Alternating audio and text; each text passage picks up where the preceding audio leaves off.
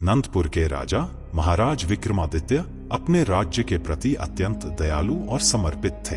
वह अक्सर अपने महल के बगीचे में दरबार लगाते, जहां वे अपनी प्रजा की समस्याओं को सुनते और उनका समाधान करने का प्रयास करते थे। उनके न्याय और करुणा की गूंज पूरे राज्य में फैली हुई थी। एक दिन दरबार में एक अनजान व्यक्ति, जिसका नाम राघव था, आया। उसके हाथों में एक चमचमाता हीरा और एक कांच का टुकड़ा था। देखने में कांच का वह टुकड़ा हीरे के समान ही प्रतीत हो रहा था। राघव ने राजा को चुनौती दी, राजन, मेरे पास एक असली हीरा है और एक कांच का टुकड़ा। मैं इन्हें इस मेज पर रखता हूँ। यदि आप या आपके मंत्रियों में से कोई इनकी पहचान कर सके तो यह बहुमूल्य हीरा आपके राज्य का हो जाएगा। लेकिन अगर आपने गलत पहचाना तो आपको इसके मूल्य के बराबर राशि मुझे देनी होगी। मैंने कई राज्यों में यह खेल खेला है और कभी हार नहीं हुई। राजा विक्रमादित्य ने उसकी चुनौती स्वीकार कर ली और अपने सभी मंत्रियों को बुलाया। मंत्री एक एक करके मेज के पास आए, लेकिन कोई भी असली हीरा और कांच का टुकड़ा पहचान नहीं सका।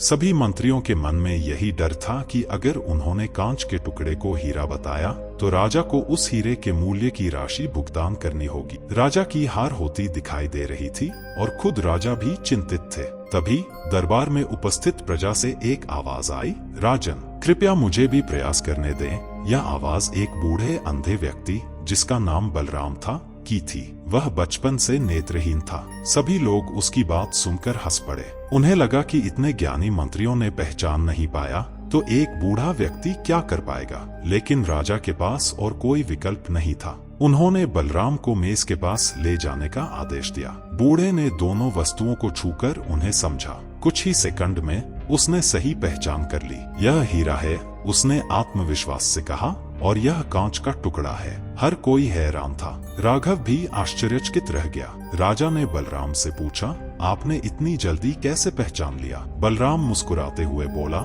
राजन, मैं बचपन से अंधा हूँ। मुझे किसी की चमक का अंदाजा नहीं है। लेकिन जब मैंने दोनों को छुआ तो मुझे एहसास हुआ कि हीरा ठंडा था, जबकि कांच का टुकड़ा धूप में तप रहा था। असली हीरा हर परिस्थिति में ठंडा रहता है। राजा ने एक पल के लिए रुककर सोचा। सभी मंत्रियों ने सुना और उन्हें अपनी गलती का एहसास हुआ। उन्होंने केवल चमक और बाहरी दिखावट पर ध्यान दिया था, लेकिन बलराम ने उसकी वास्तविकता को पहचानने की कोशिश की थी। राजा ने अपने दरबार को संबोधित किया, दोस्तों, इस कहानी से हमें यह सीख मिलती है कि हर व्यक्ति में दो प्रकार के गुण होते हैं। एक जो स्थिर और ठंडा रहते हैं, जैसे हीरा, और दूसरे जो संवेदनशील और चंचल होते हैं, जैसे कांच। हमें हमेशा अपनी आंतरिक विशेषताओं को पहचानना चाहिए। जो व्यक्ति विपरीत परिस्थितियों में भी शांत रहता है, वही असली हीरा होता है। इस प्रकार बलराम की बुद्धिमानी ने सभी को यह सीख दी कि असली मूल्य हमेशा आंतरिक विशेषताओं में होता है।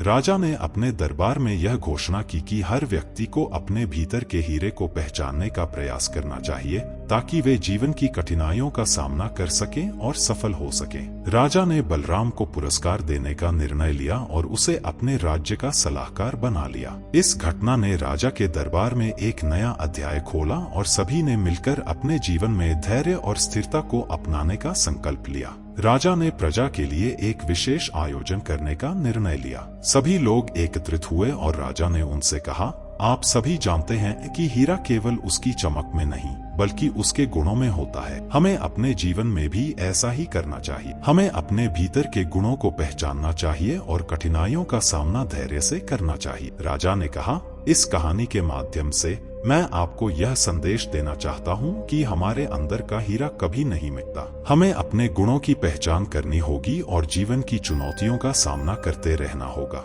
हर कोई राजा की बात सुनकर मंत्रमुग्ध हो गया और एक नई ऊर्जा के साथ अपने जीवन की चुनौतियों का सामना करने के लिए तैयार हो गया।